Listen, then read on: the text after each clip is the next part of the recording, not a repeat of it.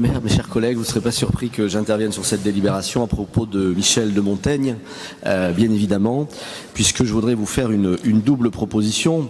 Après que la science nous ait révélé que nous avions à 80% la certitude qu'il s'agissait bien de sa tombe, de ses restes qui ont été retrouvés dans les sous-sols du musée d'Aquitaine, et nous n'irons sans doute pas plus haut que ces 80%. D'abord, la proposition, me semble-t-il, de ne pas simplement le remettre là où il est, mais d'aménager au sein du musée d'Aquitaine une salle qui pourrait être le cœur de ce musée d'ailleurs. C'est en tout cas ce qui était imaginé à l'époque lorsque nous avons fait cette découverte. Un cénotaphe qui a été restauré, une version des essais, duplicata bien évidemment, qui pourrait être exposée en permanence, toutes les traces de son action de maire, ainsi que toute sa vie, notamment dans son château de Dordogne. Il ne s'agit pas d'enlever ce qu'il y a en Dordogne, mais de travailler en partenariat avec la ville de Saint-Michel-de-Montaigne. Je dis le cœur du musée parce que c'est un musée d'Aquitaine, mais c'est un musée des civilisations, c'est un musée de l'homme avec un grand H.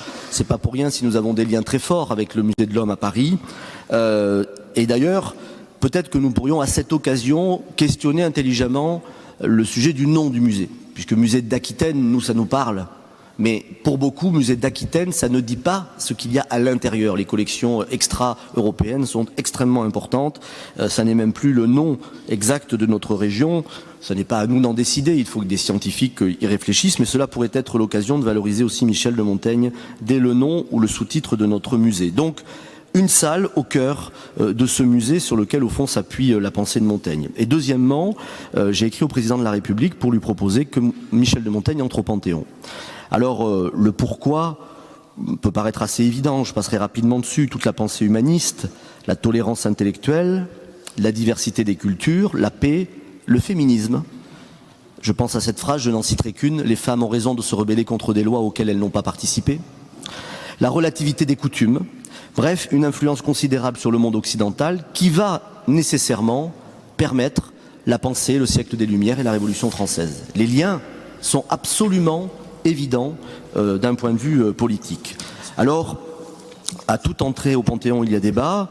Il était catholique, certes, la France c'est la laïcité, hein, c'est pas l'interdiction de croire. Il en serait le plus ancien membre. Monsieur Robert, en fait, je m'excuse, mais je crois que c'est pas du tout le sujet qui est à l'ordre du jour, donc je vous proposerai de conclure et qu'on puisse... Et enfin, le débat sur sa place, doit-il être ici ou rester là où il a souhaité être enterré? Ce débat, nous l'avons à chaque entrée au Panthéon. Et il est tout à fait, je trouve, normal.